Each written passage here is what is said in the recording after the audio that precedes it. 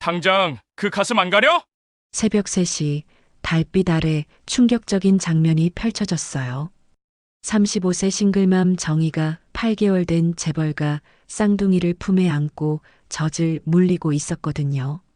36세 젊은 회장 강도연이 문을 박차고 들어와 그 광경을 목격한 순간이었어요.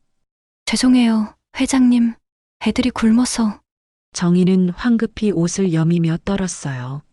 하지만 아기들은 그녀의 가슴에서 평온하게 젖을 빨고 있었죠. 며칠째 분유를 거부하던 아이들이 처음으로 보인 안정된 모습이었어요. 그런데 이 모든 상황 뒤에는 누군가의 치밀한 계획이 숨어 있었어요.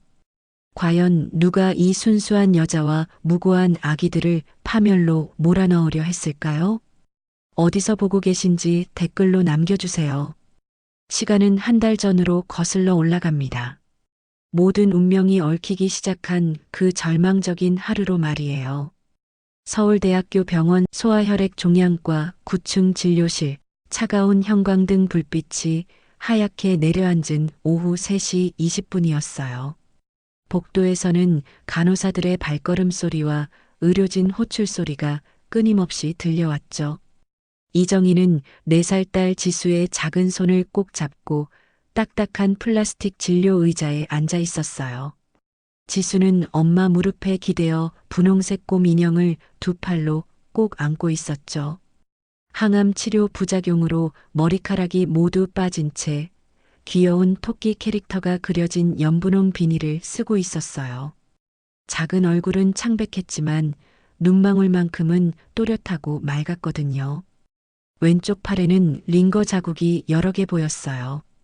담당 의사 김영수 교수가 두꺼운 뿔테 안경을 밀어 올리며 컴퓨터 모니터를 응시했어요. 그의 얼굴에는 30년간 소아암 환자들을 돌본 깊은 피로와 안타까움이 가득했죠. 프린터에서 나온 검사 결과지를 천천히 넘겨보더니 무거운 한숨을 내쉬었어요. 지수 어머니, 먼저 좋은 소식부터 말씀드릴게요. 정희의 마른 손이 지수의 등을 리듬감 있게 토닥였어요. 심장이 쿵쿵 뛰기 시작했죠. 6개월을 기다린 기적입니다. 골수 기증자가 나타났어요. HLA0이 완벽하게 일치하는 분이 계세요. 정희의 눈에 순간 뜨거운 눈물이 고였어요. 떨리는 목소리로 대답했죠. 정말요? 정말인가요, 선생님? 네, 확실합니다. 기증자분도 수술 의향을 확정 지으셨고요. 김 교수의 표정이 다시 굳어졌어요. 30년 경력 동안 이런 상황을 수없이 겪어봤지만 여전히 어려웠거든요. 하지만 한 가지 큰 문제가 있습니다. 정희의 가슴이 철렁 내려앉았어요. 골수이식 수술비 5천만 원 전액을 다음 주 금요일 오후 6시까지 병원 계좌에 입금하셔야 해요. 기증자분 일정, 수술실 예약, 전담 의료진 배정, 모든 스케줄이 타이트하게 잡혀 있거든요. 만약 그 시간을 놓치면 다음 대기 환자에게 순번이 넘어갑니다. 정의의 세상이 순간 정지한 것 같았어요. 5천만 원. 그 숫자가 머릿속에서 계속 맴돌았죠. 선생님, 그게 얼마나 큰 돈인지 아시잖아요. 정희의 목소리가 가늘게 떨렸어요. 이혼 후 간호사 월급 180만 원으로 근근히 살아가는 35세 싱글맘에게는 천문학적인 금액이었거든요. 병원비와 생활비로 매달 빠듯했는데 5천만 원이라니요. 어머니, 제가 정말 죄송하고 안타깝지만 병원 규정이에요. 수술실 운영비, 기증자 관리비, 전담팀 인건비, 모든 절차에 막대한 비용이 들어가거든요. 저희도 어쩔 수 없어요. 김 교수도 힘들어하는 표정이었어요. 이런 안타까운 상황을 수없이 봐왔지만 여전히 마음이 무거웠죠. 지수가 엄마의 옷깃을 잡아당기며 작은 목소리로 말했어요. 엄마, 배 아파요. 집 가고 싶어요. 정희는 딸을 꼭 끌어안으며 눈물을 꾹 참았어요.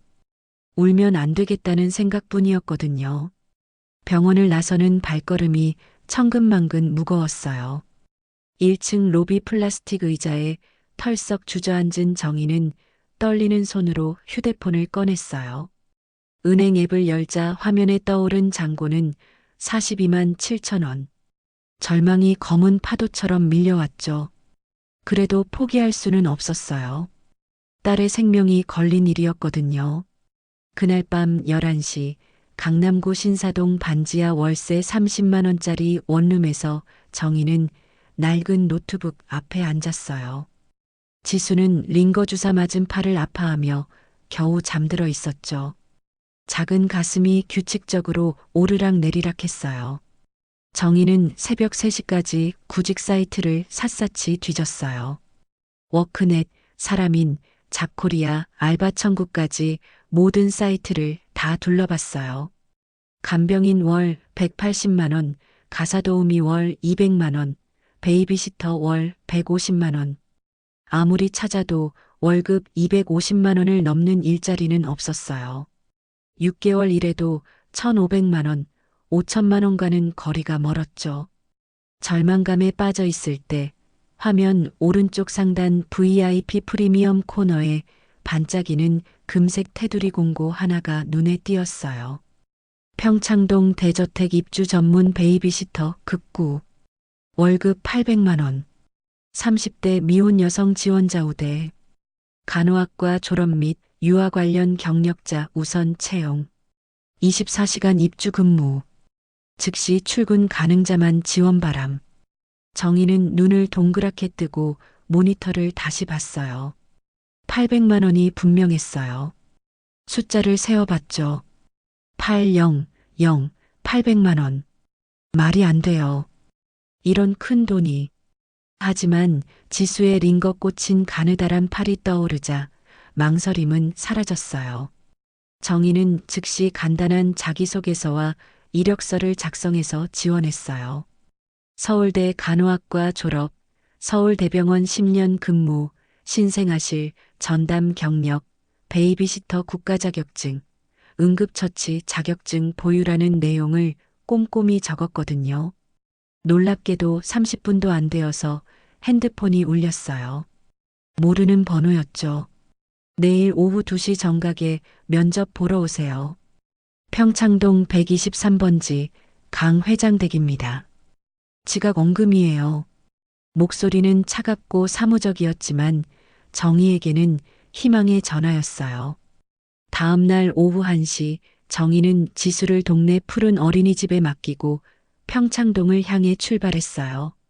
지하철 2호선에서 3호선으로 갈아타고 다시 마을버스까지 총 1시간 30분이 걸렸죠. 강남 끝자락 반지하에서 평창동 고급 주택가까지는 정말 먼 거리였어요. 버스에서 내린 정희는 깜짝 놀랐어요. 완전히 다른 세상이 펼쳐졌거든요. 8차선 넓은 대로 양쪽으로는 3미터 높이의 화강암 담장들이 끝없이 늘어서 있었어요. 담장 너머로는 궁전 같은 저택들이 우뚝 솟아 있었죠. 정희가 살던 반지하 월세방과는 차원이 완전히 다른 곳이었어요. GPS를 따라 걸어가다 보니 123번지 앞에 도착했어요. 정희는 잠시 숨을 고르며 검은색 철제 자동문 너머를 바라봤어요. 담장 안쪽으로 보이는 저택은 마치 유럽의 고성 같았거든요. 3층 규모의 하얀 석조 건물이었고 지붕은 검은 기와로 덮여 있었어요. 넓은 원형 앞마당에는 고급 수입차들이 줄지어 서 있었어요. 검은색 벤츠 S클래스, 흰색 BMW X7, 은색 아우디 A8, 빨간색 포르쉐 카이엔까지. 정희가 평생 TV에서만 보던 차들이었죠. 차 한 대 값이 자신이 10년 일해도 벌 수 없는 돈이라는 생각이 들었어요. 여기가 정말 맞을까요? 정희가 망설이며 인터폰 버튼에 손을 뻗으려던 순간이었어요. 저택 현관 대문이 쾅 하고 벌어지더니 20대 초반으로 보이는 여자가 눈물을 펑펑 흘리며 뛰쳐나왔어요. 손에는 캐리어와 명품 핸드백을 급하게 들고 있었죠. 그녀의 얼굴은 공포와 극도의 스트레스로 새하얗게 질려 있었어요. 다시는 안 와요. 정말 미치겠어요. 하루도 못 버티겠어요. 그 전임 시터는 정희를 보더니 급하게 경고했어요. 언니, 제발 들어가지 마세요. 애기들이 밤새도록 울어서 한숨도 못 자요. 3일째 잠 한숨도 못 잤어요. 회장님도 너무 무서워요. 화내시면 정말 무서워요. 하지만 그 순간 저택 안에서 들려오는 아기 울음소리가 정희의 마음을 강하게 흔들었어요. 자지러지게 우는 소리, 숨이 넘어갈 것처럼 가쁜 울음소리였거든요. 10년간 서울대병원 신생아실에서 수천 명의 아기를 돌봐온 정희의 모성 본능이 꿈틀거렸어요. 전임 시터는 택시를 잡아타고 급하게 사라졌어요. 뒷모습에서 안도감이 느껴졌죠. 정희는 깊게 숨을 들이쉬고 용기를 내서 인터폰 버튼을 눌렀어요. 베이비시터 면접 보러 왔습니다. 이정희입니다. 잠시 정적이 흐른 후 철문이 천천히 자동으로 열렸어요. 정희는 두근거리는 마음으로 자갈이 깔린 진입로를 걸어 현관문까지 다가갔어요.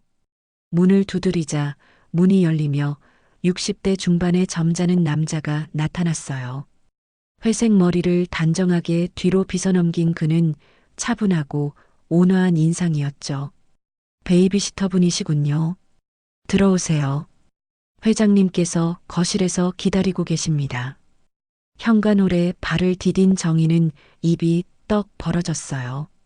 5미터가 넘는 높은 천장에는 화려한 크리스털 샹들리에가 걸려 있었고 거실은 호텔 로비를 연상시킬 만큼 넓었거든요. 하얀 이탈리아산 대리석 바닥 위에는 수천만 원은 좋게 될 것 같은 페르시아 융단이 깔려 있었어요. 벽면에는 유명 작가의 유화들이 액자에 담겨 걸려 있었죠. 하지만 이 모든 호화로움과 웅장함을 압도하는 것은 2층 어딘가에서 계속해서 들려오는 쌍둥이 아기들의 절망적인 울음소리였어요. 집 전체가 그 울음으로 가득했죠. 거실 중앙에 놓인 검은 가죽 L자형 소파에 한 남자가 앉아 있었어요. 36세 정도로 보이는 그는 검은색 명품 정장 셔츠의 단추를 목 부분까지 풀어헤친 채 날카롭고 차가운 눈빛으로 정희를 바라봤어요. 조각 같은 턱선과 높고 오똑한 콧대, 그리고 깊고 예리한 쌍꺼풀 눈매가 무척 인상적이었어요. 하지만 눈 밑에는 며칠째 제대로 잠을 못 잔 듯한 짙은 다크서클이 패여 있었고 이마에는 피로와 스트레스로 인한 주름이 깊게 패여 있었거든요. 바로 강도연이었어요. 36세의 나이에 그룹 전체를 이끌게 된 3세 재벌이었죠. 하지만 지금은 쌍둥이 육아로 지쳐 보이는 평범한 아빠였어요. 애들 입에 분유만 꽂으면 됩니다. 도연은 정희를 정면으로 쳐다보지도 않고 차갑고 무뚝뚝하게 말했어요. 목소리에는 극도의 피로와 날선 짜증이 섞여 있었죠. 밤낮 가리지 않고 시끄러워서 도저히 살 수가 없어요. 자신 없으면 지금 당장 돌아가세요. 시간 낭비하지 말고요. 바로 그 순간 2층에서 쌍둥이 아기들의 울음소리가 더욱 크게 터져나왔어요. 정희는 자신도 모르게 계단을 향해 발걸음을 옮겼어요. 간호사 본능이 발동했거든요. 아기들 어디 있나요? 2층 육아방입니다. 그런데 당신도 어차피 며칠 못 버틸. 정희는 이미 대리석 계단을 성큼성큼 올라가고 있었어요. 도연이 의아한 표정으로 뒤따라 올라왔죠. 이런 적극적인 시터는 처음 봤거든요. 육아방 문을 열자 정희의 가슴이 먹먹해졌어요. 10개월 된 똑같이 생긴 쌍둥이 남자 아기 2명이 각각 다른 유아용 침대에서 목이 쉬도록 울고 있었거든요. 얼굴은 빨갛게 달아올라서 제대로 숨을 쉬지 못하고 있었어요. 기저귀는 젖어서 갈아줘야 했고 분유병들은 바닥에 엎어져 있었고 방 전체가 엉망이었죠. 정희는 한치의 망설임도 없이 가까운 쪽 아기를 두 팔로 포근하게 품에 안았어요. 준수였어요. 그런데 정말 신기한 일이 벌어졌어요. 준수가 정희의 가슴에 얼굴을 파묻히더니 그녀 특유의 부드러운 냄새를 깊게 들이마셨어요. 그리고 마법처럼 울음을 뚝 그쳤거든요. 작은 주먹으로 정희의 블라우스를 꽉 움켜쥐며 마침내 안전함을 느끼는 듯 했어요. 강도연의 눈이 동그랗게 커졌어요. 3주 동안 수십 명의 베이비시터가 왔다가 도망쳤지만 이런 일은 단 한 번도 없었거든요. 정희는 준수를 왼팔로 능숙하게 안고 오른팔로는 또 다른 아기 준호를 조심스럽게 들어 올렸어요. 준호도 마찬가지로 울음을 멈추고 정희의 어깨에 작은 머리를 기댔어요. 두 아기 모두 마침내 평안함을 찾은 듯 했죠. 아기들이 많이 배고픈 것 같네요. 분유 어디 있나요? 기저귀도 갈아줘야 할 것 같은데요. 정희의 목소리는 자연스럽고 따뜻하며 확신에 차 있었어요. 10년간 서울대학교병원 신생아실에서 일하며 수천 명의 신생아를 돌봐본 풍부한 경험과 노하우가 자연스럽게 우러나오는 프로페셔널한 안정감이 있었거든요. 강도연은 정희를 한참 동안 물끄러미 바라봤어요. 3주 만에 처음으로 집안이 조용해졌거든요. 이런 평화로움을 느껴본 게 언제였을까요? 채용합니다. 지금 당장 시작하세요. 첫날 밤 11시 평창동 저택의 2층 육아방에는 희미한 수유등 불빛만이 켜져 있었어요. 정희는 바닥에 깔린 푹신한 매트 위에 앉아 준수를 무릎에 올려놓고 분유병을 입에 대어주고 있었어요. 프랑스에서 수입한 최고급 유기농 분유였죠.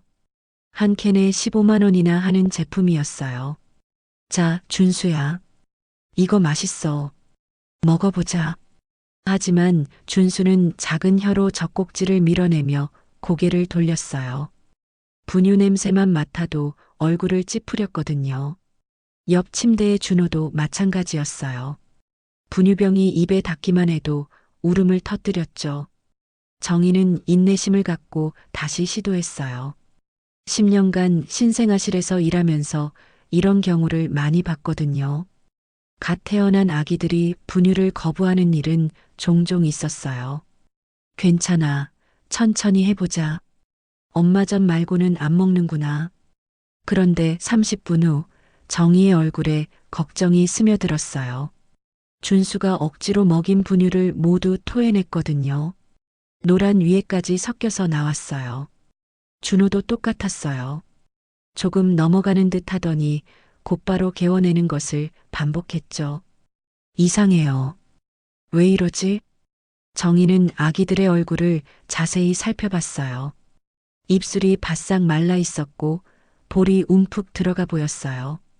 영양실조와 탈수 증상이었어요. 10개월 된 아기치고는 너무 말랐거든요. 새벽 1시가 되자 상황은 더욱 심각해졌어요. 아기들은 배고픔에 울면서도 분유는 절대 받아들이지 않았어요. 정희는 기저귀를 갈아주고 트림을 시키고 안아주며 달래봤지만 소용없었죠. 아기들의 울음소리는 점점 더 약해지고 있었어요. 그때 3층에서 발걸음 소리가 들려왔어요. 강도연이 서재에서 내려오는 소리였죠. 정희는 조용히 문을 열고 복도로 나가봤어요. 도연이 부엌 쪽으로 향하고 있었거든요. 부엌에서 도연은 냉장고를 열고 위스키 병을 꺼냈어요. 12년산 스카치 위스키였죠. 잔에 따르지도 않고 병째로 입에 댔어요. 목이 꿀떡거리며 독한 술을 들이켰어요. 아내가 죽고 나서 8개월째예요. 도연이 갑자기 중얼거렸어요. 정희가 있는 것을 알고 있었던 거죠. 애들이 엄마 젖 말고는 아무것도 안 먹어요. 분유, 이유식, 뭘 줘도 토해내요. 의사들은 스트레스 때문이라고 하더군요. 정희는 가슴이 먹먹해졌어요. 아기들이 엄마를 잃은 상실감으로 거식 증상을 보이고 있었던 거예요. 회장님, 아기들이 많이 힘들어 보여요. 3주 동안 시터를 20명도 넘게 바꿨어요. 아무도 못 견뎌내더군요. 도연의 목소리에는 깊은 절망이 배어 있었어요. 위스키를 또 한 모금 마시며 말했죠. 이렇게 계속 안 먹으면 애들이 죽을 수도 있다고 하더군요. 병원에서 링거라도 맞춰야 한대요. 정희는 2층으로 다시 올라가면서 가슴이 무너지는 것 같았어요. 육아방에서는 쌍둥이가 여전히 힘없이 울고 있었거든요. 이제는 울 힘도 없는지 작은 신음소리만 내고 있었어요. 정희는 준수를 품에 안고 창가 의자에 앉았어요. 달빛이 아기의 창백한 얼굴을 비췄죠. 문득 집에 있을 지수 생각이 났어요. 지수도 이 아기들과 비슷한 또래였거든요. 링거를 맞으며 힘들어하는 딸의 모습이 떠올랐어요. 지수야, 엄마 미안해. 너 혼자 두고 와서. 정희의 눈에서 눈물이 주르륵 흘러내렸어요.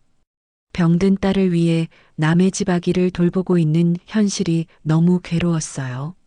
그런데 이 아기들도 지수처럼 엄마가 절실히 필요한 상황이었거든요. 새벽 2시 준수가 다시 울기 시작했어요.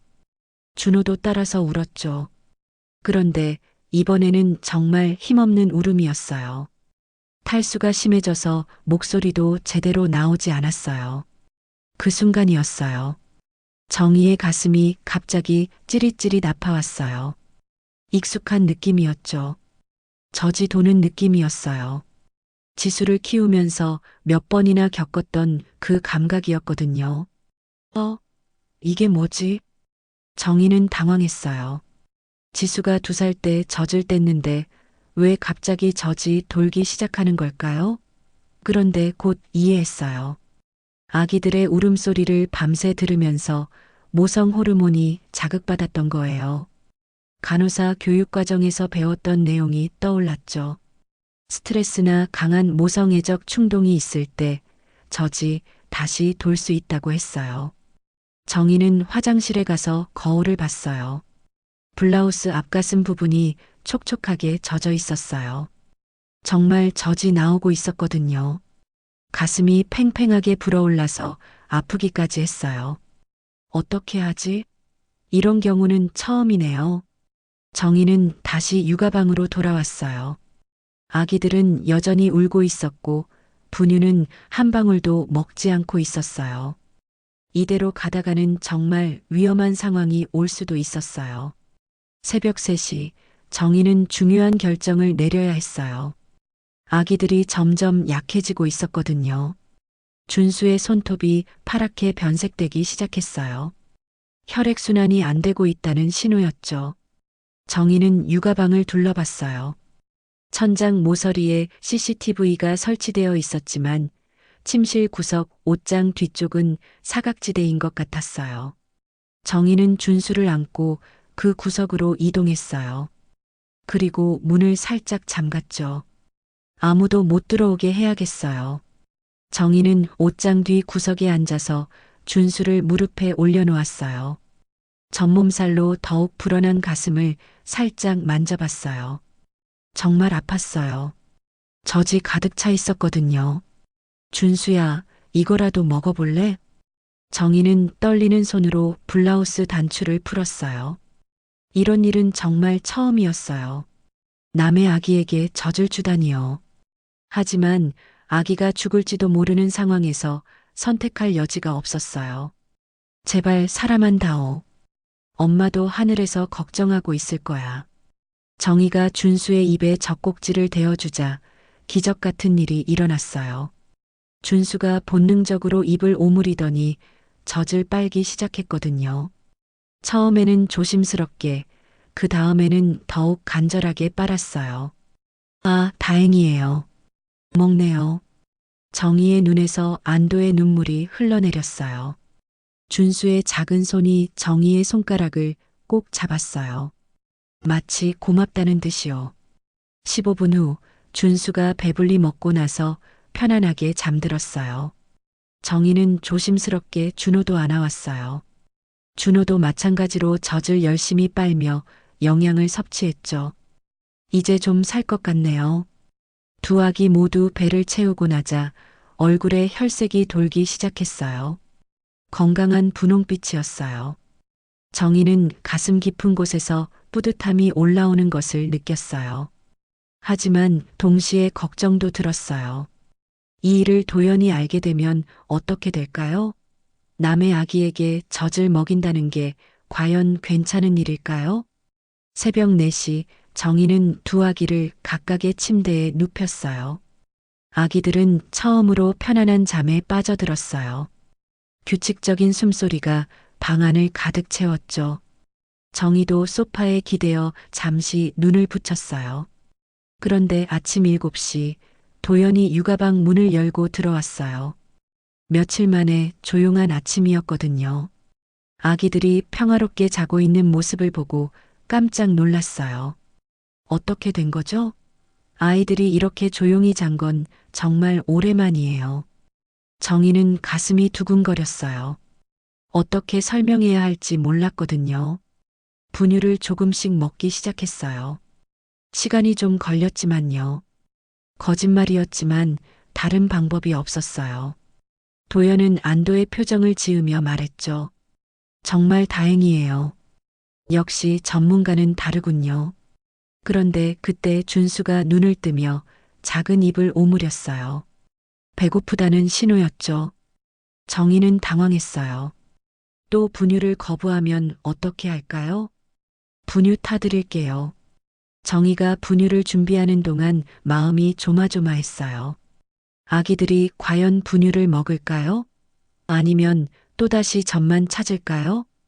준수에게 분유병을 대어주자 역시나 고개를 돌렸어요. 젖꼭지를 혀로 밀어내며 울기 시작했어요. 준호도 마찬가지였죠. 도연의 얼굴이 다시 어두워졌어요. 또 시작이군요. 어젯밤 한 번 먹은 게 전부였나 보네요. 정희는 절망적인 기분이었어요. 결국 또 젖을 먹여야 하는 상황이었거든요. 하지만 도연이 지켜보는 앞에서는 불가능했어요. 회장님, 잠시 회사 일 보러 나가실 수 있나요? 아기들이 조금 더 익숙해져야 할 것 같아요. 그럴까요? 오후에 중요한 회의가 있어서 나가야 하거든요. 도연이 나간 후 정희는 다시 CCTV 사각지대로 이동했어요. 이번에는 두 아기를 모두 안고 가야 했어요. 하루에도 몇 번씩 이렇게 해야 한다는 현실이 막막했지만 아기들의 생명이 걸린 일이었거든요. 괜찮아. 우리 함께 이겨내자. 정희는 다시 한번 용기를 냈어요. 지수의 수술비를 위해서, 그리고 이 아기들의 생명을 위해서 해야만 하는 일이었거든요. 새벽 3시 20분 평창동 저택의 3층 주인 침실에서 강도연은 침대에 누워 천장을 바라보고 있었어요. 잠을 이룰 수가 없었거든요. 아내 윤서가 떠난 지 8개월째 매일 밤이 이렇게 길고 괴로웠어요.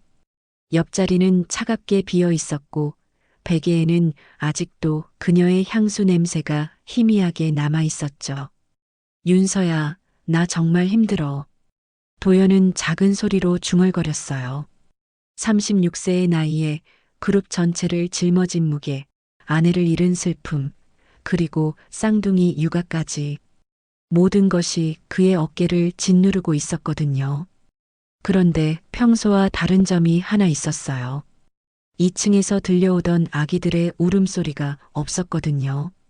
3주 동안 밤새 들리던 그 소리가 갑자기 조용해진 거예요. 도연은 시계를 봤어요. 새벽 3시 30분. 이 시간에 아기들이 조용할 리가 없었어요. 뭔가 잘못됐나? 도연은 벌떡 일어났어요. 심장이 두근거리기 시작했어요. 혹시 아기들에게 무슨 일이 생긴 건 아닐까요? 최근 며칠간 거의 먹지 못해서 탈수 증상까지 보였는데 말이에요. 도연은 급하게 계단을 내려갔어요. 맨발이었지만 신경 쓸 겨를이 없었어요. 2층 복도는 고요했어요.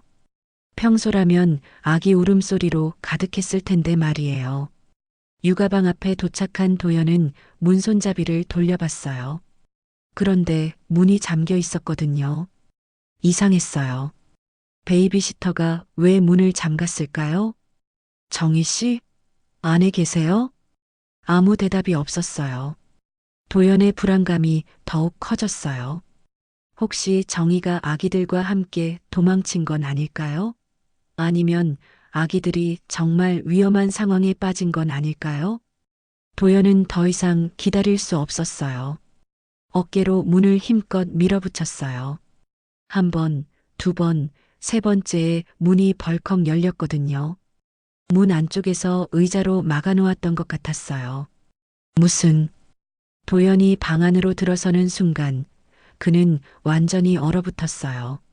눈앞에 펼쳐진 광경을 믿을 수가 없었거든요. 창가 침대 위에서 달빛이 은은하게 내려앉고 있었어요. 그 빛 아래 정희가 양팔에 쌍둥이 아기들을 안고 있었죠. 하얀 블라우스에 단추가 풀려 있었고 두 아기는 정희의 가슴에 얼굴을 묻고 조용히 젖을 빨고 있었어요. 지난 며칠간 창백하고 헬쑥했던 아기들의 얼굴에는 건강한 분홍빛이 돌고 있었어요. 준수와 준호 모두 평온한 표정으로 눈을 지그시 감은 채 정희의 젖을 빨며 서서히 잠에 빠져들고 있었거든요. 작은 손들이 정희의 옷깃을 꼭 움켜쥐고 있었어요. 정희의 얼굴에는 자애로운 미소가 떠올라 있었어요. 머리카락이 어깨로 흘러내린 채 두 아기를 내려다보는 그녀의 눈빛은 말로 표현할 수 없을 만큼 따뜻했거든요. 마치 신성한 종교와의 한 장면 같았어요. 도연은 숨을 쉬는 것조차 잊었어요. 8개월 만에 처음 보는 평화로운 광경이었거든요. 아기들이 이렇게 안온하게 젖을 먹는 모습은 정말 오래간만이었어요. 아내 윤서가 살아있을 때 이후로는 처음이었죠. 하지만 몇 초 후 현실이 그를 강타했어요. 지금 뭐 하는 거예요? 도연의 목소리가 방 안에 울렸어요. 정희는 깜짝 놀라며 고개를 돌렸어요. 얼굴이 순간 하얗게 질렸죠. 회장님, 이게 아니에요. 설명할게요. 정희는 당황한 채로 아기들을 조심스럽게 침대에 눕히려고 했어요. 하지만 준수가 깨면서 보채기 시작했거든요. 젖을 다 먹지 못해서였어요. 지금 남의 집 귀한 아들한테 무슨 짓이에요? 당장 그 가슴 안 가려요? 도연의 목소리에는 분노와 당황이 뒤섞여 있었어요. 재벌 3세로서의 자존심이 상했거든요. 고용한 시터가 자신의 허락도 없이 아기들에게 젖을 먹이고 있었으니까요. 정희는 황급히 블라우스 단추를 채우며 바닥에 엎드렸어요. 죄송합니다, 회장님. 정말 죄송해요. 하지만 아기들이 굶어서 죽을 것 같았어요. 3일째 분유를 한 방울도 안 먹고 계속 토해내서 그래서 허락도 없이 이런 짓을 했다는 거예요? 당신이 누구라고 감히 내 아이들에게. 도연의 목소리는 점점 격해졌어요. 하지만 동시에 마음 한구석에서는 다른 감정이 올라오고 있었어요. 아기들이 정말 편안해 보였거든요. 회장님, 제발 들어보세요. 아기들이 엄마를 잃은 상실감 때문에 분유를 거부하고 있었어요. 계속 이대로 가다가는 정말 위험했어요. 탈수와 영양실조로 생명이 위험한 상황이었다고요. 정희는 눈물을 글썽이며 간절히 말했어요. 간호사로서의 10년 경험이 우러나오는 확신에 찬 목소리였죠. 그렇다고 해서 이렇게 할 일이에요? 당신 같은 사람이 내 아이들에게. 도연이 말을 하다가 멈췄어요. 침대 위에 준수가 눈을 뜨고 있었거든요. 그리고 정말 믿기 어려운 일이 일어났어요. 준수가 도연을 보더니 방긋 웃었거든요.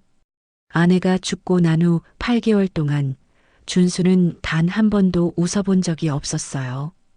항상 울거나 무표정하거나 둘 중 하나였죠.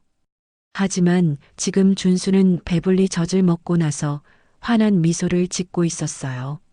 준수는 침대에서 기어나와 도연의 바짓단을 작은 손으로 잡았어요. 그리고 아빠라고 중얼거렸거든요. 8개월 만에 처음 들어보는 말이었어요. 도연의 눈동자가 크게 흔들렸어요. 가슴 깊은 곳에서 뜨거운 감정이 밀려올랐어요. 아들이 이렇게 건강하고 평온한 모습을 보인 것이 언제였을까요? 준수야. 도연은 무릎을 굽히고 아들을 안아 올렸어요. 준수는 아빠 품에서도 계속 웃고 있었어요. 옆에서 준호도 깨어나서 작은 손을 흔들고 있었죠. 순간 방 안이 고요해졌어요. 도연은 복잡한 감정에 사로잡혀 있었어요. 분노, 당황, 그리고 동시에 안도감과 감사함이 뒤섞여 있었거든요. 회장님, 정희가 조심스럽게 입을 열었어요. 저도 4살 딸이 있어요. 지금 백혈병으로 투병 중이고요. 애기들이 굶어 죽어가는 모습을 보니 제 딸 생각이 나서 견딜 수가 없었어요. 간호사로서, 그리고 엄마로서 그냥 볼 수만은 없었어요. 도연은 정희의 말을 듣고 있었어요. 그녀의 목소리에서 진실함이 느껴졌거든요. 그리고 아기들이 정말 건강해 보인다는 사실도 부인할 수 없었어요. 당신 딸이 백혈병이라고 했나요? 네, 골수이식 수술을 받아야 해요. 수술비가 5천만 원인데. 정희의 목소리가 가늘어졌어요. 현실이 다시 그녀를 짓눌렀거든요. 도연은 한참 동안 생각했어요. 아들을 품에 안고 보니 마음이 복잡했어요.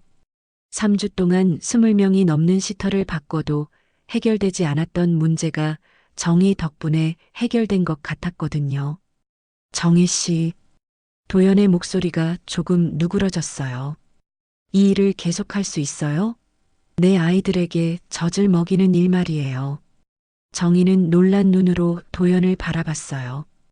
해고당할 줄 알았는데 예상과 다른 말이었거든요. 회장님, 정말 괜찮으신가요? 이런 일이 알려지면 아무도 모르게 하면 되잖아요. 도연은 떨리는 목소리로 말했어요. 평생 이런 제안을 해본 적이 없었거든요. 계속 내 아이들을 돌봐주세요. 젖을 먹여서라도 살려주세요. 그 대신 당신 딸의 수술비 5천만 원은 내일 당장 입금하겠어요. 그리고 앞으로도 딸 치료비는 평생 제가 책임지겠어요. 정희의 입이 떡 벌어졌어요. 꿈 같은 제안이었거든요. 회장님, 정말 그렇게 해주시는 건가요? 대신 조건이 있어요. 도연의 목소리가 진지해졌어요. 이 일은 절대 비밀이어야 해요. 그리고 내 아이들이 건강해질 때까지만이에요. 나중에 이유식을 먹게 되면 그만두는 거예요. 정희는 눈물을 흘리며 고개를 끄덕였어요. 감사합니다, 회장님. 정말 감사해요. 제가 최선을 다해서 애기들 돌볼게요. 그리고 한 가지 더. 도연이 덧붙였어요. 당신 딸도 이곳에서 함께 치료받게 하세요. 이 집에 의료진을 부르면 됩니다. 아이 혼자 두고 일할 필요 없어요. 정희는 더 이상 말을 할 수 없었어요. 감격에 겨워서 목이 메었거든요. 딸의 생명을 구할 수 있는 기회, 그리고 이 아기들도 구할 수 있는 기회였어요. 저희가 가족이 되는 건가요? 정희가 조심스럽게 물어봤어요. 도연은 준수를 보며 말했어요. 비밀스러운 가족이겠죠. 아무도 모르는. 준수가 다시 웃으며 아빠와 정희를 번갈아 바라봤어요. 마치 이 모든 상황을 이해하고 있다는 듯이요. 새벽 4시 평창동 저택에서 새 어른과 두 아기 사이에 특별한 약속이 맺어졌어요. 밖에서는 새벽바람이 창문을 살랑 흔들고 있었어요. 새로운 시작을 알리는 것처럼 말이에요. 한 달이 흐른 어느 저녁, 평창동 저택의 2층 육아방에서는 따뜻한 웃음소리가 들려왔어요. 쌍둥이 준수와 준호가 바닥에 깔린 놀이매트 위에서 뒤뚱거리며 기어다니고 있었거든요. 지난 달과는 완전히 달라진 모습이었어요. 두 아기의 볼은 포동포동하게 살이 올라 건강한 분홍빛을 띠고 있었어요. 예전의 창백하고 헬쑥한 모습은 온데간데 없었죠. 준수는 정희가 바닥에 앉아 있는 것을 보고 기어와서 그녀의 무릎에 기대었어요. 마. 준수가 정희를 올려다보며 옹알거렸어요. 아직 정확한 발음은 아니지만 엄마를 부르는 소리였죠. 준호도 뒤따라와서 정희의 다른 쪽 무릎에 앉았어요. 마마. 정희의 가슴이 뭉클했어요. 이 아이들이 자신을 엄마라고 부르고 있었거든요. 물론 생물학적으로는 엄마가 아니었지만 지난 한 달 동안 밤낮 없이 돌보면서 진짜 엄마 같은 애정이 생겼어요. 그래, 준수야. 준호야. 마마가 여기 있어. 정희는 두 아기를 번갈아 안아주며 미소 지었어요. 이때 계단을 올라오는 발걸음 소리가 들렸어요. 강도연이 회사에서 돌아온 모양이었죠. 벌써 오셨네요. 요즘 일찍 퇴근하시는 것 같은데요. 정희가 반가운 목소리로 인사했어요. 실제로 도연은 최근 한 달 동안 저녁 8시 전에는 꼭 집에 돌아왔어요. 예전에는 자정이 넘어서야 들어오곤 했는데 말이에요. 아이들이 보고 싶어서요. 도연은 정장 재킷을 벗으며 말했어요. 예전에 차가웠던 모습과는 확연히 달라져 있었어요. 표정도 한결 부드러워졌고 말투도 온화해졌거든요. 아빠. 준수가 도연을 보더니 팔을 벌려 안아달라는 신호를 보냈어요. 도연은 무릎을 굽히고 아들을 안아 올렸어요. 우리 준수 많이 컸네. 살도 많이 쪘고 정희 씨 덕분이에요. 정말 잘 돌봐주세요. 도연이 정희를 바라보는 눈빛에는 감사함과 함께 다른 감정도 섞여 있었어요. 지난 한 달 동안 정희와 함께 아이들을 돌보면서 그녀에게서 묘한 안정감을 느끼고 있었거든요. 목욕시킬 시간인데 같이 도와주실래요? 정희의 제안에 도연은 기꺼이 고개를 끄덕였어요. 예전 같았으면 그런 일에는 관심도 없었는데 요즘은 직접 아이들을 돌보는 일이 즐거웠어요. 욕실에서 두 사람은 자연스럽게 역할을 분담했어요. 도연이 준수를 안고 있으면 정희가 물 온도를 맞추고 정희가 준호를 씻기면 도연이 수건을 준비했어요. 마치 오랫동안 함께 살아온 부부 같은 호흡이었죠. 이렇게 조용한 목욕 시간은 정말 오래만이에요. 도연이 웃으며 말했어요. 예전에는 목욕만 시키려 해도 아이들이 울어서 전쟁 같았거든요. 아이들이 안정감을 찾은 것 같아요. 이제는 물도 무서워하지 않고요. 정희도 행복한 미소를 지었어요. 두 아기가 물속에서 장난을 치며 까르르 웃고 있었거든요. 그 순간 도연과 정희의 눈이 마주쳤어요. 욕실의 따뜻한 조명 아래에서 둘 다 같은 생각을 하고 있었어요. 이런 평범한 일상이 얼마나 소중한지 말이에요. 정희 씨. 네. 정말 고마워요. 당신이 없었다면 우리 아이들이. 아니에요. 저야말로 감사하죠. 지수 치료도 받게 해주시고. 두 사람의 대화는 자연스럽고 따뜻했어요. 서로를 아끼는 마음이 점점 깊어지고 있었거든요. 바로 그때였어요. 1층에서 날카로운 구두 소리가 들려왔어요. 똑똑똑. 하이힐 소리였죠. 도연의 표정이 순간 굳어졌어요. 누가 온 것 같은데요. 정희도 이상하다는 듯 고개를 갸웃거렸어요. 이 시간에 방문객이 올 리가 없었거든요. 1층에서 여자 목소리가 들려왔어요. 도연 씨? 어디 계세요? 목소리의 주인은 최미란이었어요. 강도연의 대학 동기이자 돌아가신 부인 윤서의 친구였죠. 현재 회사 실장직을 맡고 있었어요. 미란 씨가 왔네요. 도연이 당황한 표정으로 중얼거렸어요. 미란은 평소에도 예고 없이 자주 찾아왔지만 오늘은 타이밍이 좀 애매했거든요. 제가 아이들 옷 입힐게요. 회장님은 먼저 내려가세요. 정희가 재빨리 말했어요. 상황을 파악한 듯 했죠. 도연은 급하게 셔츠를 정리하고 1층으로 내려갔어요. 거실에서 최미란이 소파에 앉아 기다리고 있었어요. 그녀는 샤넬 트위드 재킷에 명품 핸드백을 들고 있었고 짙은 와인색 립스틱을 바른 입술이 인상적이었어요. 갑자기 웬일이에요? 도연이 거리감을 두며 물어봤어요. 최근 들어 미란의 방문이 부담스러워지기 시작했거든요. 회사 서류 가져다 드리려고 왔어요. 그런데 집이 참 조용하네요. 요즘 아이들이 많이 나아졌다고 들었어요. 미란의 눈빛이 예리했어요. 뭔가를 탐색하는 듯한 시선이었죠. 네, 베이비시터가 잘 돌봐줘서요. 아, 그 여자 아직 있어요? 다른 시터들은 다 며칠 못 버텼는데 신기하네요. 바로 그때 2층에서 웃음소리가 들려왔어요. 정희가 아이들과 놀아주는 소리였죠. 도연의 얼굴에 자연스럽게 미소가 번졌어요. 미라는 그 미소를 놓치지 않았어요. 도연이 그런 표정을 짓는 것을 본 적이 없었거든요. 아내가 죽고 난 후로는 더욱 그랬어요. 실장님, 차라도 한 잔 드릴까요?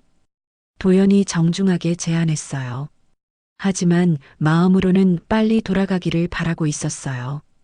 아이들과 정희와 함께 있는 시간이 더 소중했거든요. 괜찮아요. 그보다 그 베이비시터 한번 봐도 될까요? 어떤 사람인지 궁금해서요. 미란의 요청에 도연은 잠시 망설였어요. 뭔가 불편한 기분이 들었거든요. 정희 씨, 잠깐 내려와 주세요.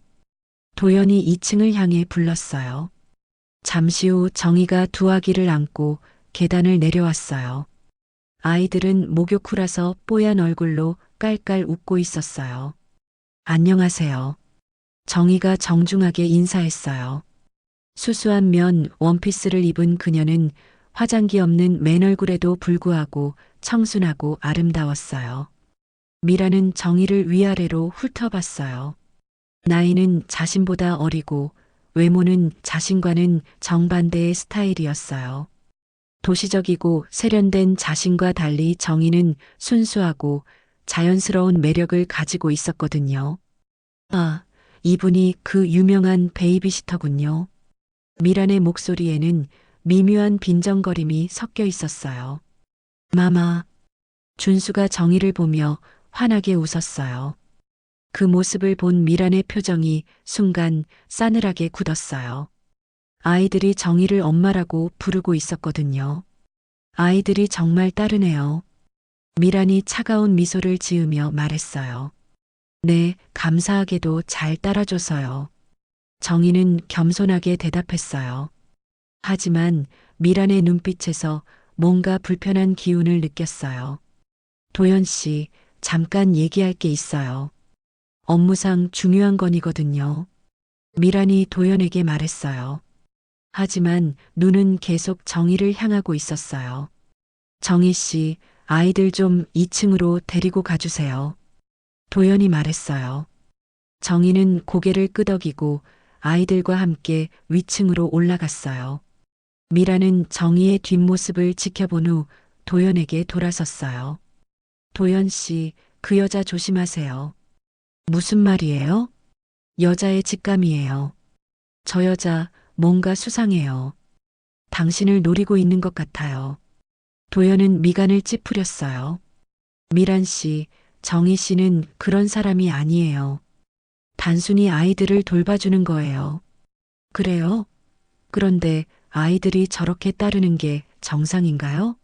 마치 진짜 엄마인 것처럼요. 미란의 말에는 날선 질투가 숨어 있었어요. 대학 시절부터 도연을 좋아했지만 윤서에게 밀렸고 윤서가 죽고 나서는 자신의 기회라고 생각했거든요. 아이들이 따르는 건 좋은 일이잖아요. 도연 씨는 참 순진하네요. 저런 여자들의 수법을 모르시는군요.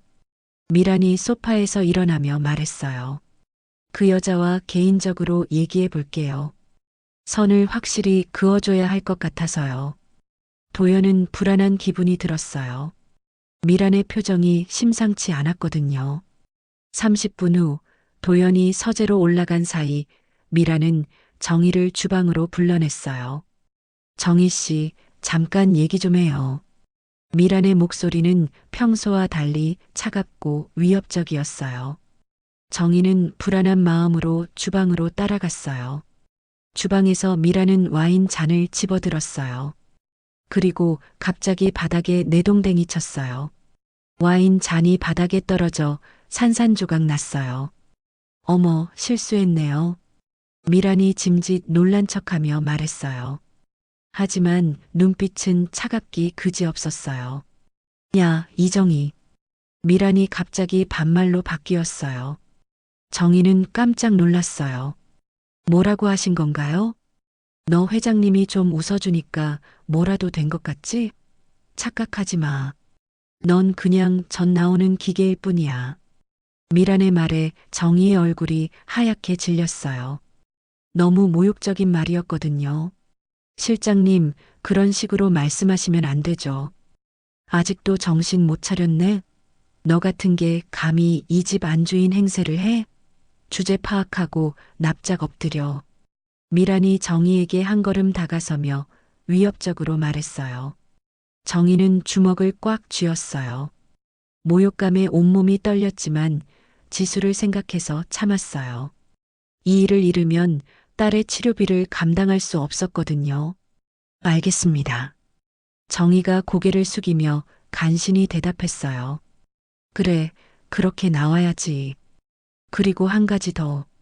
미란이 핸드백에서 작은 봉지를 꺼냈어요.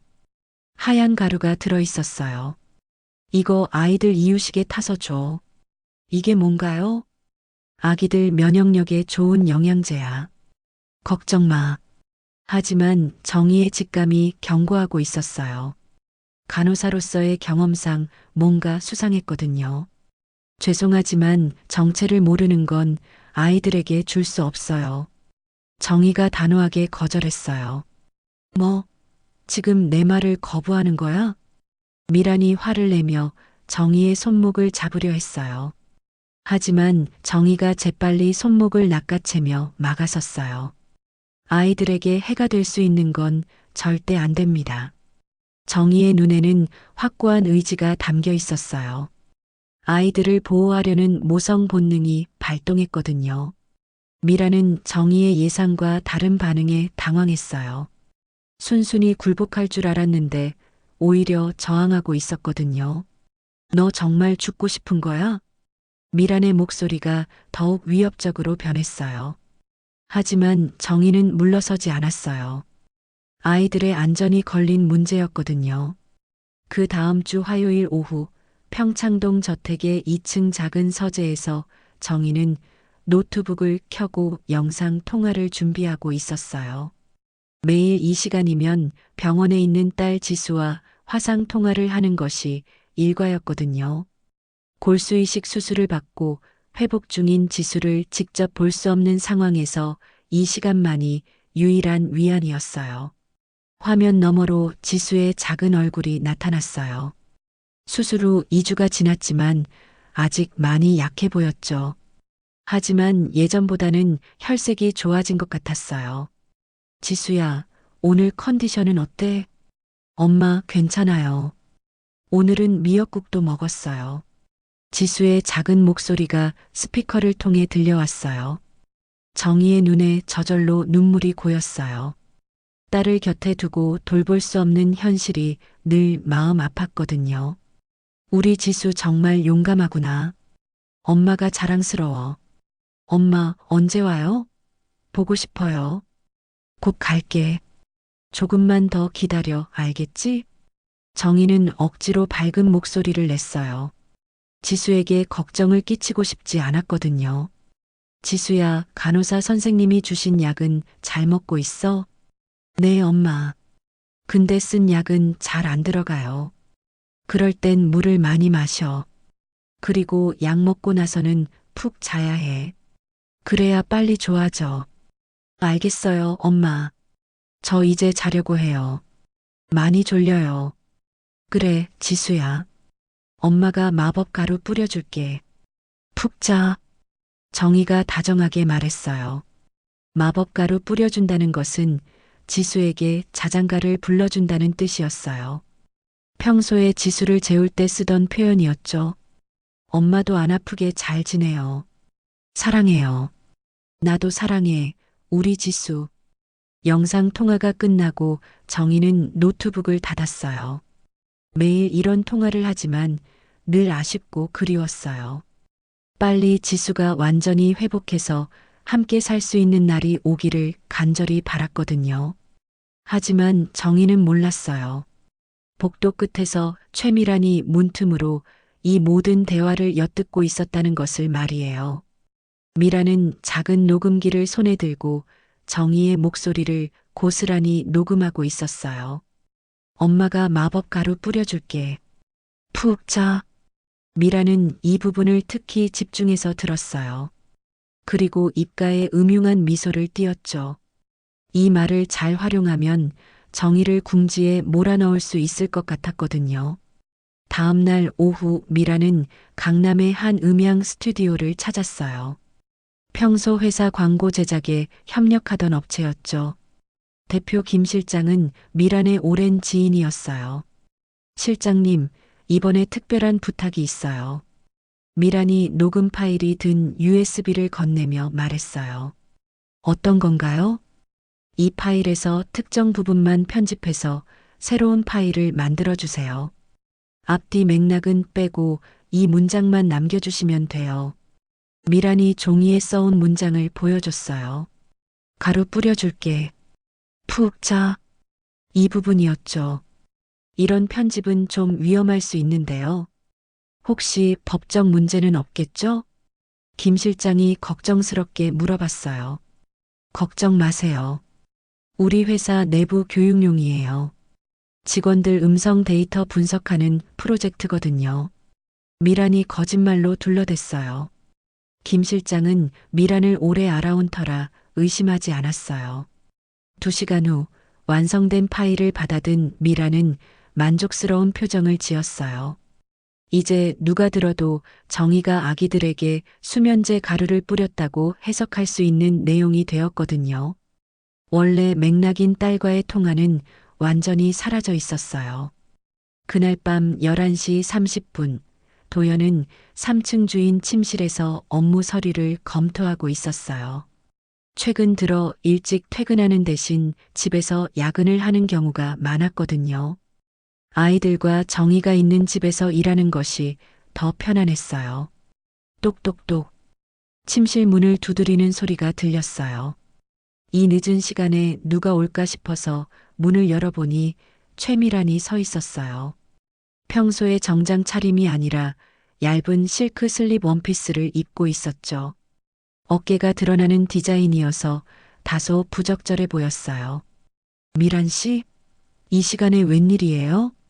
도연이 당황스러워하며 물어봤어요. 죄송해요, 오빠. 아니, 회장님. 너무 급한 일이 있어서요. 미란의 눈에는 눈물이 글썽거리고 있었어요. 그녀는 능숙한 연기로 슬픈 표정을 연출하고 있었거든요. 무슨 일인가요? 회사 일이면 내일 사무실에서 얘기하죠.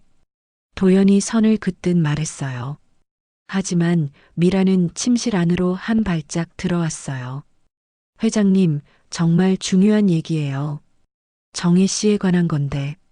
정혜 씨가 왜요? 도연의 표정이 진지해졌어요. 사실 며칠 전부터 이상한 걸 느꼈어요. 아이들이 너무 일찍, 너무 깊게 잠들더라고요. 보통 10개월 아기들이 그럴 리가 없잖아요. 미란이 걱정스러운 목소리로 말했어요. 그게 뭐가 이상해요? 아이들이 건강해진 거잖아요. 처음에는 저도 그렇게 생각했어요.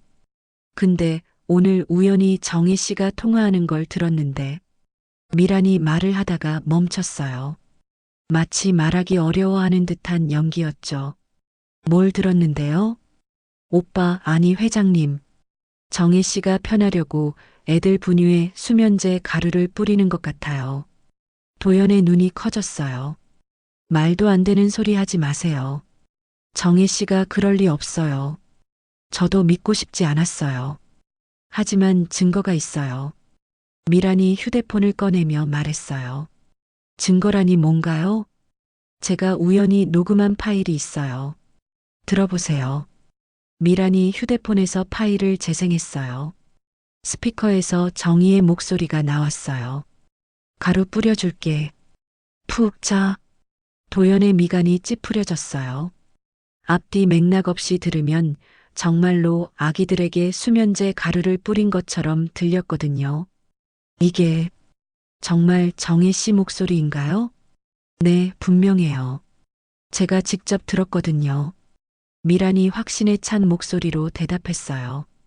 도연은 복잡한 감정에 빠졌어요. 지난 한 달 동안 정의를 믿고 의지해 왔는데 이런 일이 있을 수 있을까요?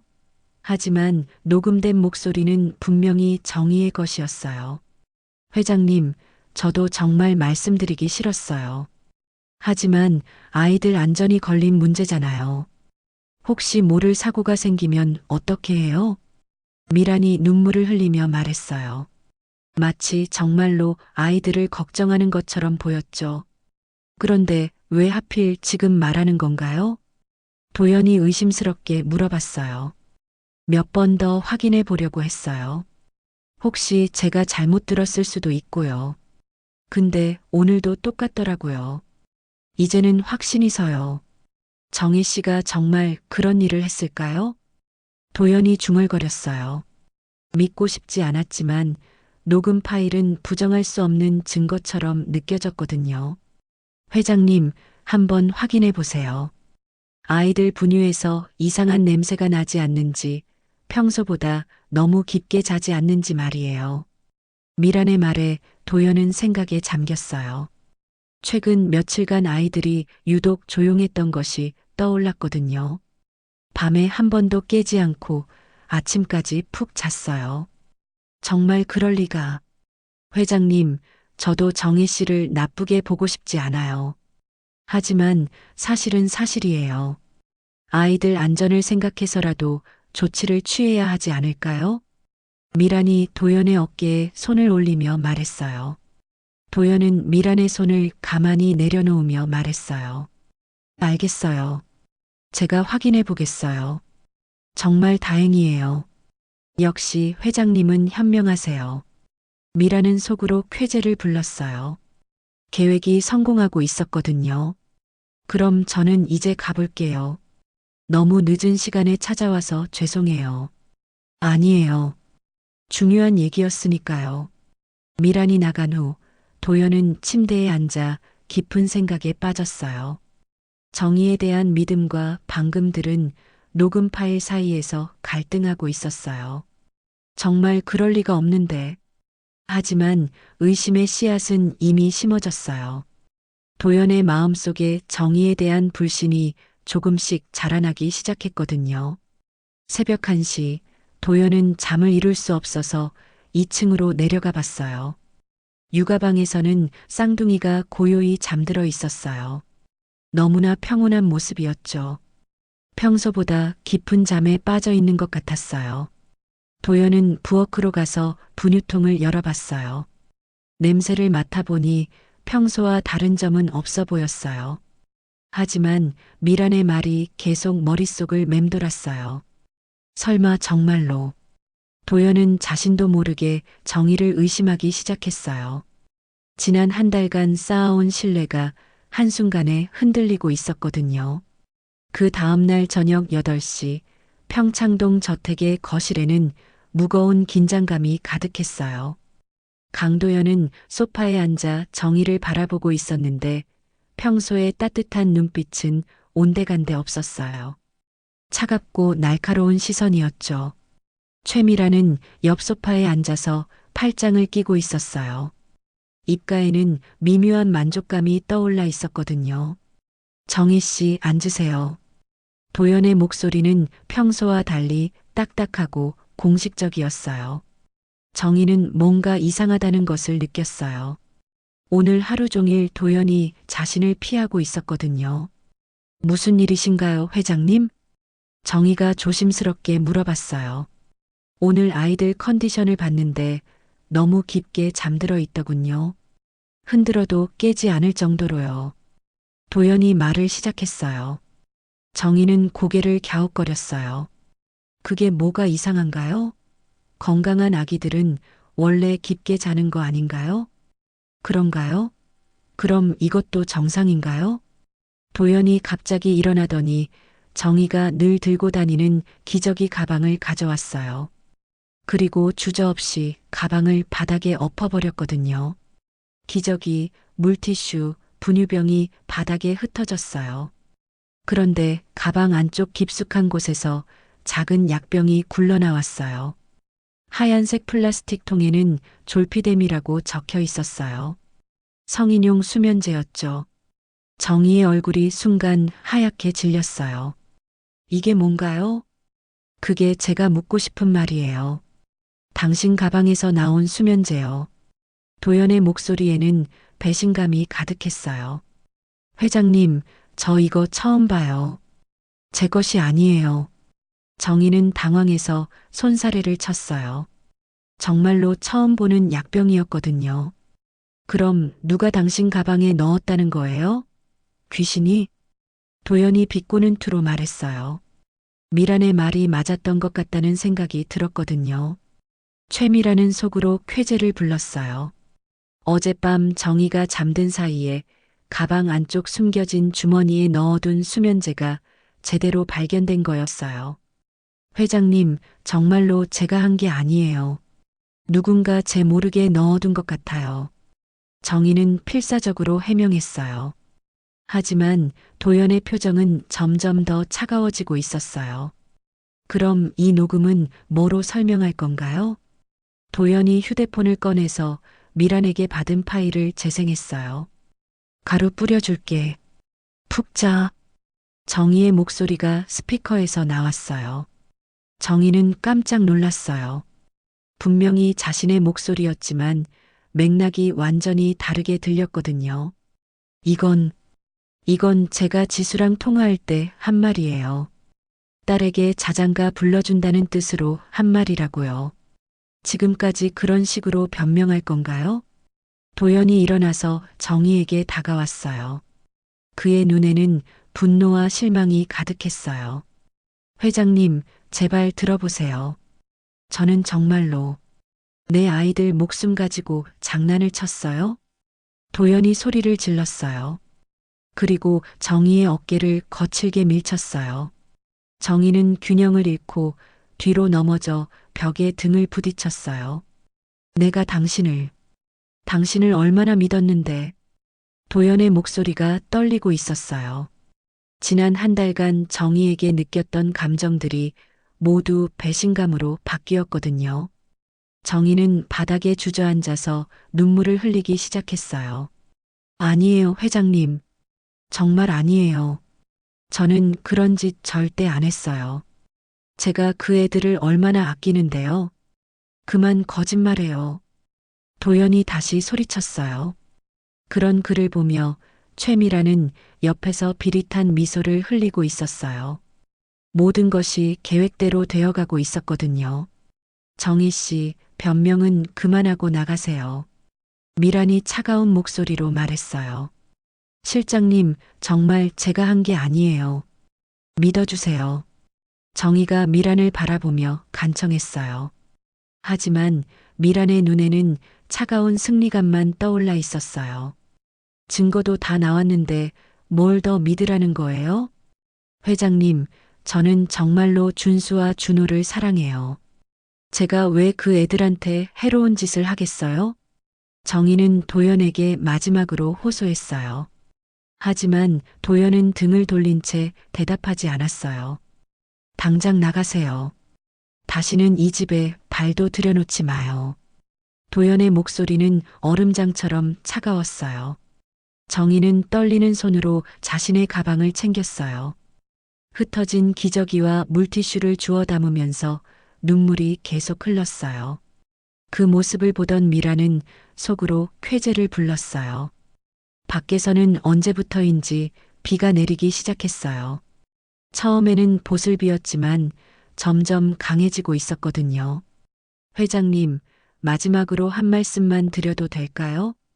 정희가 현관문 앞에서 돌아서며 말했어요. 할 말이 뭐가 더 있어요? 제가 없어도 준수와 준호 잘 돌봐주세요. 그리고 최 실장님이 주는 하얀 가루는 절대 먹이지 마세요. 정희의 마지막 당부였어요. 미란의 얼굴이 순간 굳어졌어요. 뭔 소리예요? 실장님께서 며칠 전에 아이들 이유식에 타라고 하얀 가루를 주셨어요. 전 거부했지만요. 정희가 말했지만 도연은 듣지 않는 것 같았어요. 현관문이 열리자 폭우가 몰아쳐 들어왔어요. 바람과 함께 빗줄기가 현관 안쪽까지 들이쳤어요. 정희는 우산도 없이 그 빗속으로 나가야 했어요. 회장님, 정희가 돌아서며 마지막으로 소리쳤어요. 준호는 잘 때 꼭 왼쪽으로 눕혀주세요. 오른쪽으로 누우면 코가 막혀서 숨쉬기 힘들어해요. 하지만 도연은 대답하지 않았어요. 현관문이 쾅 하고 닫혔거든요. 정희는 맨발로 비에 젖어가며 저택의 긴 진입로를 걸어 나갔어요.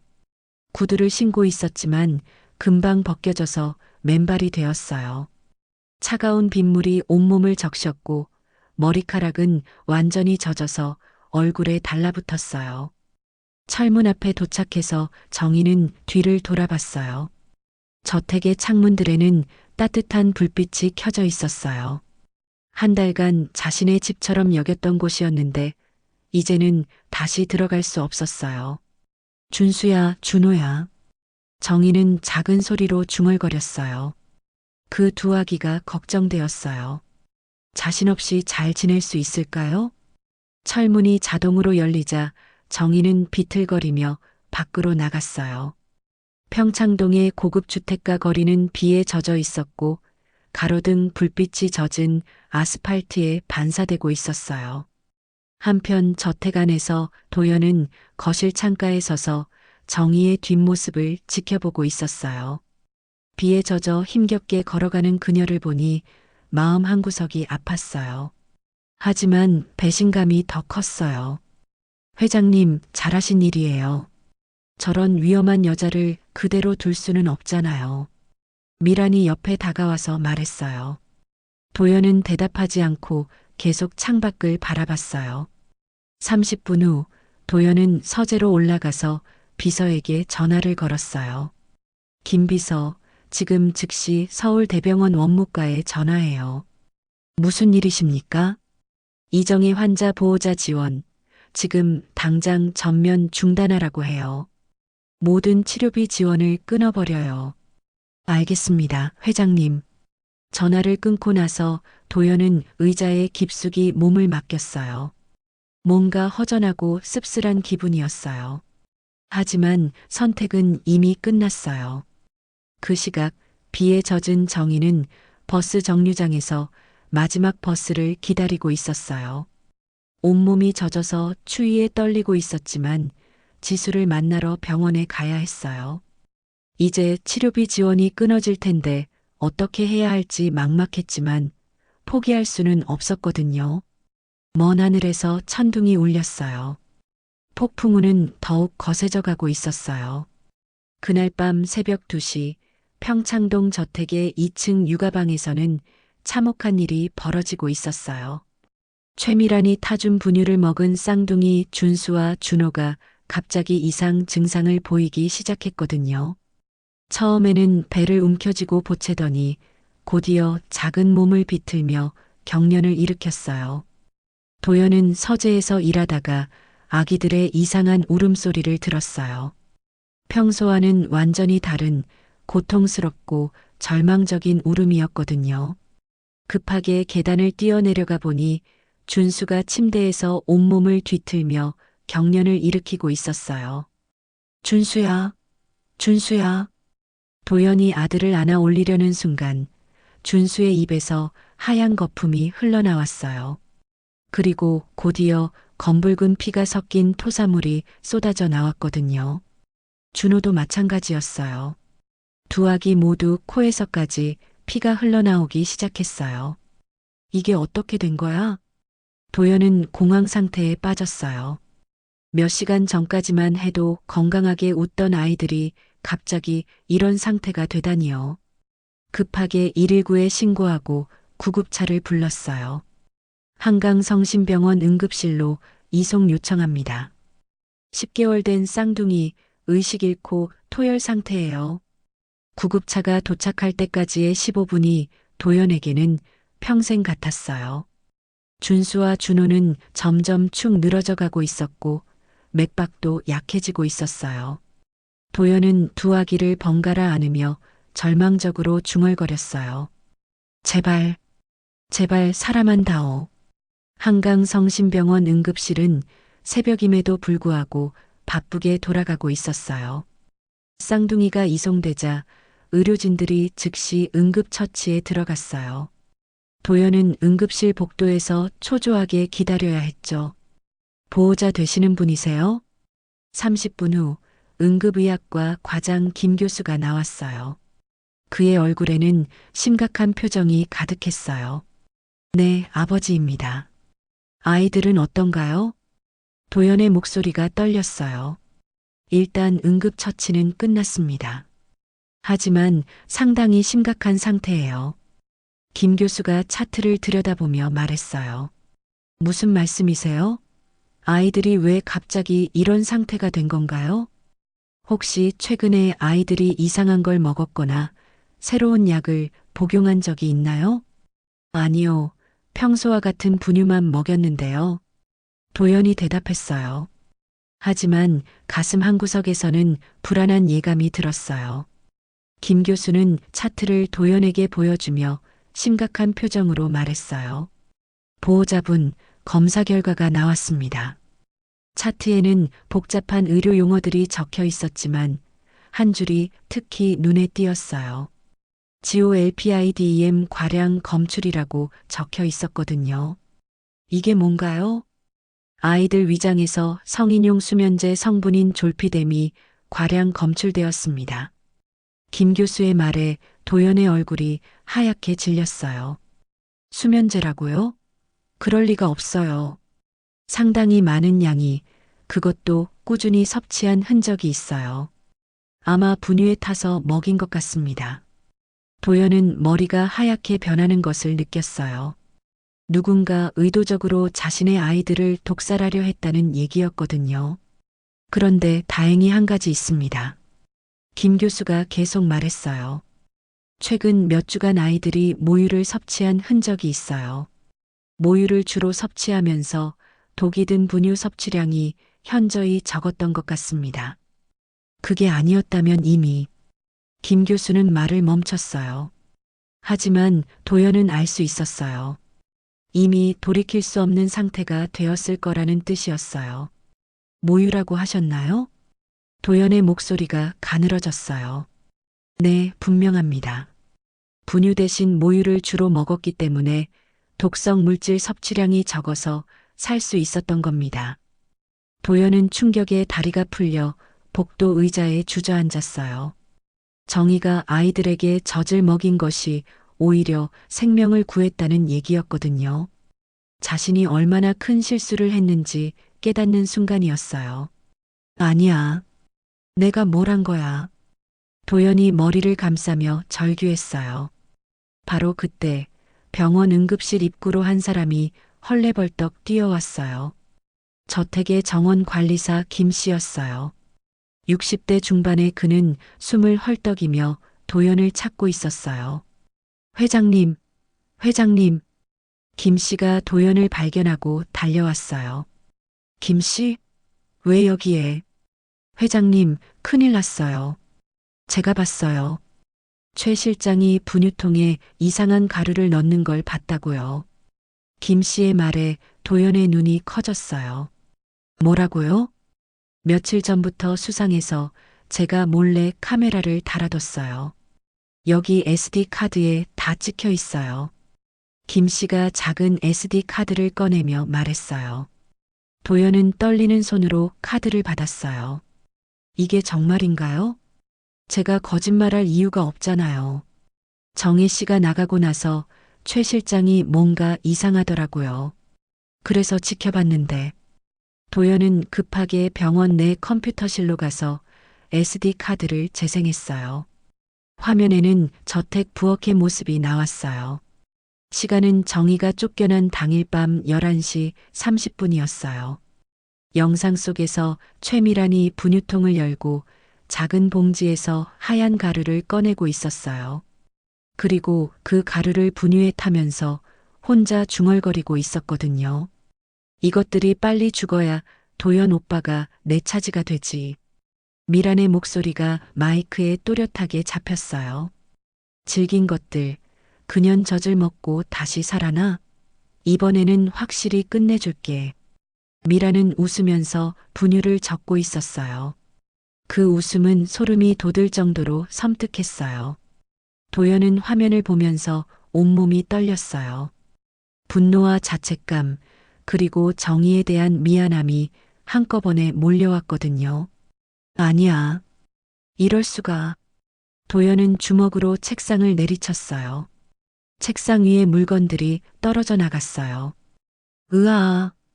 도연이 짐승 같은 울음소리를 내며 병원 바닥에 무릎을 꿇었어요. 모든 것이 자신의 잘못이었어요. 정의를 믿지 못하고 내쫓은 것, 아이들의 생명을 위험에 빠뜨린 것, 모든 것이요. 김 씨가 도연의 어깨를 토닥이며 말했어요. 회장님, 이제라도 정혜 씨를 찾으세요. 그분이 진짜 아이들을 구해준 거예요. 어디서 찾아요? 내가 그렇게 모욕을 주고 쫓아냈는데. 도연의 목소리는 절망으로 가득했어요. 병원에 계실 거예요. 딸 지수 치료비가 끊어져서 많이 힘들어 하실 텐데. 김 씨의 말에 도연은 또 다른 충격을 받았어요. 자신이 정희의 딸 치료비까지 끊어버렸다는 사실을 떠올렸거든요. 내가 정말 미친 짓을 했구나. 도연은 즉시 휴대폰을 꺼내서 병원 원무과에 전화했어요. 지금 당장 이정희 환자 보호자 지원을 다시 재개해요. 그리고 추가로 1억 원을 더 입금해 주세요. 네, 알겠습니다, 회장님.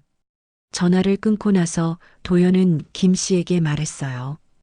김 씨, 정혜 씨를 찾는 대로 즉시 연락해 주세요. 그리고 최미란 그 여자는 즉시 경찰에 신고할 거예요. 네, 회장님. 당연히 그래야죠.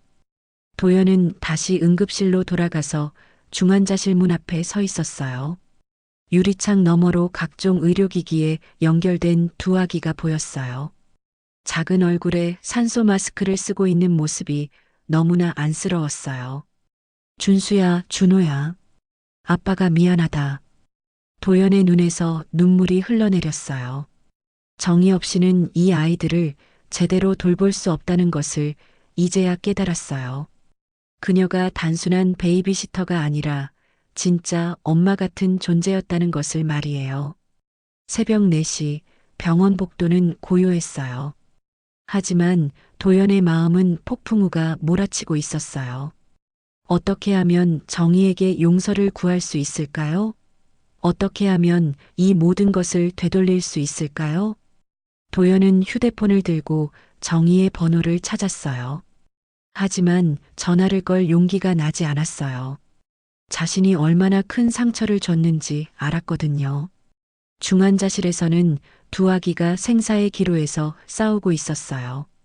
그리고 어딘가에서는 정의가 혼자 딸의 병실을 지키며 절망하고 있을 테였어요.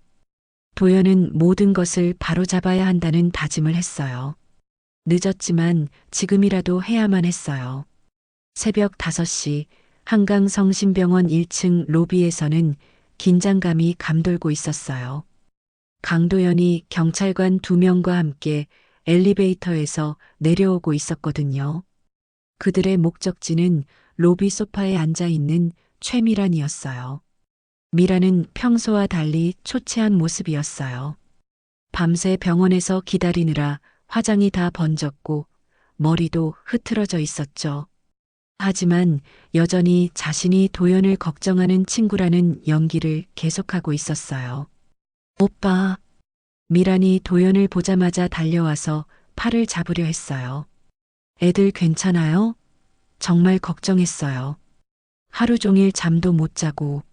하지만 도연은 미란의 손을 거칠게 뿌리쳤어요.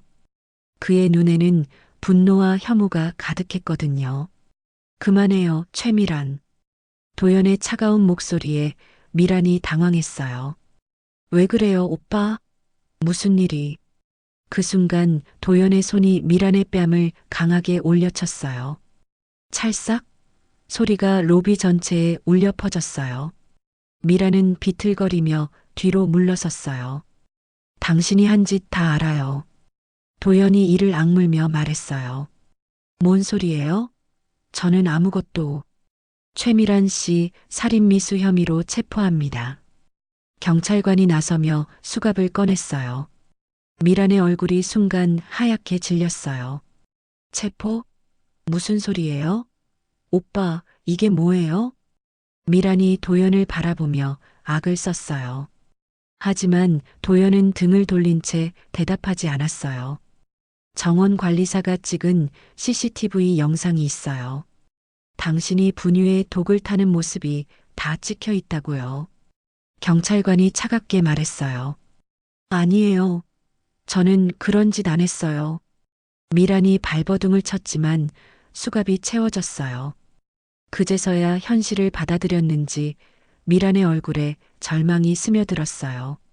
내가 오빠를 얼마나 사랑했는데, 대학 때부터 15년을 기다렸는데, 미란이 끌려가면서 소리쳤어요. 그 여자보다 내가 먼저였어요. 내가 더 오래 사랑했다고요. 하지만 도연은 끝까지 뒤돌아보지 않았어요. 미란의 목소리가 점점 멀어져 갔어요. 오전 7시 도연은 병원을 나서서 정희의 월세방으로 향했어요. 밖에서는 여전히 비가 내리고 있었어요. 도연은 우산도 쓰지 않고 비를 맞으며 뛰어갔어요. 옷이 다 젖었지만 신경 쓸 겨를이 없었거든요. 강남 신사동 지하 반지하 주택가에 도착한 도연은 정희가 사는 원룸을 찾았어요. 계단을 내려가니 작은 철문이 보였어요. 문 안에서는 희미한 불빛이 새어나오고 있었어요. 똑똑똑. 도연이 문을 두드렸어요. 잠시 후 정희의 목소리가 들렸어요. 누구세요? 정희 씨, 저예요. 도연이에요. 문 안이 조용해졌어요. 정희가 놀란 것 같았어요. 5분 정도 지나서야 문이 조심스럽게 열렸어요. 정희는 많이 여윈 모습이었어요. 며칠 사이에 볼이 쑥 들어갔고 눈 밑에는 다크서클이 깊게 패여 있었어요. 손에는 캐리어를 들고 있었는데 짐을 싸고 있던 것 같았어요. 회장님? 왜 여기에? 정희의 목소리는 놀라움과 경계심이 섞여 있었어요. 도연은 대답하지 않고 방 안을 둘러봤어요. 침대에는 지수가 누워 있었는데 고열에 시달리는 듯 얼굴이 빨갛게 달아올라 있었어요.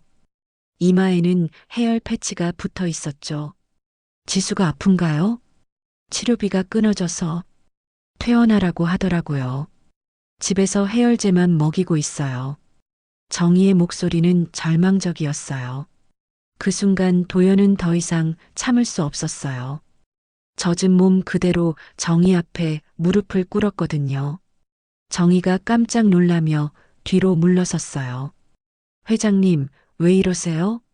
정희 씨, 제발 용서해 주세요. 도연의 목소리가 떨렸어요. 내 눈이 멀어서 은인을 죽일 뻔했습니다. 최미란이 한 짓이었어요. 분유에 독을 타서 아이들을 죽이려고 했던 거예요. 정희의 눈이 커졌어요. 정말요? 준수와 준호가 지금 중환자실에 있어요. 의사가 그랬어요. 당신이 젖을 먹이지 않았다면 벌써 죽었을 거라고요. 도연이 고개를 숙이며 말했어요. 정희 씨, 제 전 재산을 바쳐서라도 지수를 살리겠습니다. 그리고 우리 아이들도 당신이 아니면 살릴 수 없어요. 정희는 아직도 믿기지 않는다는 표정이었어요. 제발, 제발 한 번만 용서해 주세요. 정희 씨. 도연이 정희의 발끝을 바라보며 간청했어요. 36세 대기업 회장이 35세 싱글맘 앞에서 무릎을 꿇고 있는 모습이었어요. 정희의 눈에서 눈물이 흘러내렸어요. 분노와 안도감이 동시에 밀려왔거든요. 회장님, 일어나세요. 바닥이 차가워요. 정희가 도연의 팔을 잡아 일으켜 세웠어요. 아이들은 정말 괜찮아요? 지금 치료받고 있어요. 의사가 곧 깨어날 거라고 했어요. 그럼 빨리 가봐야죠. 지수도 함께 데려가서 치료받게 해주세요. 정희가 지수를 안아들었어요. 이제는 모든 것이 괜찮아질 것 같았어요. 화면이 전환되었어요. 1년 후 봄날의 평창동 저택 정원이었어요. 넓은 잔디밭에서는 아이들의 웃음소리가 가득했어요. 5살이 된 지수는 백혈병이 완전히 완치되어서 건강한 모습이었어요. 머리카락도 다시 자라서 어깨까지 내려오는 예쁜 단발머리를 하고 있었죠. 엄마, 이것 봐요. 돌이 지난 준수가 비틀비틀 걸어오며 꽃을 들고 있었어요. 준호도 뒤따라와서 지수에게 달려들었어요. 우리 준수, 준호 정말 예뻐졌네요. 지수가 두 아기를 꼭 껴안으며 웃었어요. 세 아이 모두 건강하고 행복해 보였어요. 정원 한쪽에서는 하얀 웨딩드레스를 입은 정희와 턱시도를 입은 도연이 아이들을 바라보고 있었어요. 오늘이 바로 그들의 결혼식 날이었거든요. 우리 아이들 정말 예쁘죠? 정희가 환한 미소를 지으며 말했어요. 그녀의 배는 5개월째 임신 중이라서 살짝 부풀어 있었어요. 당신 덕분이에요, 정희 씨. 아니, 이제는 제 아내니까 자기야. 도연이 정희의 어깨에 팔을 두르며 말했어요. 우리 넷째는 딸이었으면 좋겠어요. 도연이 정희의 배에 손을 살포시 얹으며 말했어요. 왜요? 아들도 좋잖아요. 지수가 여동생을 갖고 싶어 하거든요. 어제 배에 대고 속삭이면서 빨리 나와달라고 하더라고요. 두 사람이 웃고 있을 때 아이들이 뛰어왔어요. 엄마, 아빠, 사진 찍어요. 지수가 두 손을 벌려 안기며 말했어요. 준수와 준호도 부모님 다리에 매달렸어요. 그래, 우리 가족 사진 찍자. 도연이 아이들을 안아 올렸어요. 정희도 지수를 품에 안았어요. 자, 모두 웃어요. 사진사의 말에 5 식구가 환하게 웃었어요. 셔터 소리가 찰칵 울려 퍼졌어요. 평창동 저택의 정원에는 따뜻한 봄바람이 불어왔어요. 한때는 절망에 빠졌던 이 가족이 이제는 세상에서 가장 행복한 모습으로 함께하고 있었어요. 사랑과 용서, 그리고 새로운 시작이 만들어낸 기적이었죠. 멀리서 정원 관리사 김 씨가 웃으며 손을 흔들고 있었어요. 그의 얼굴에도 흐뭇한 미소가 가득했어요. 정희 씨 사랑해요. 도연이 아내의 귀에 속삭였어요. 저도 사랑해요, 여보. 정희가 남편을 바라보며 대답했어요. 그들의 사랑은 이제 시작이었어요. 앞으로도 행복한 날들이 계속될 것 같았거든요.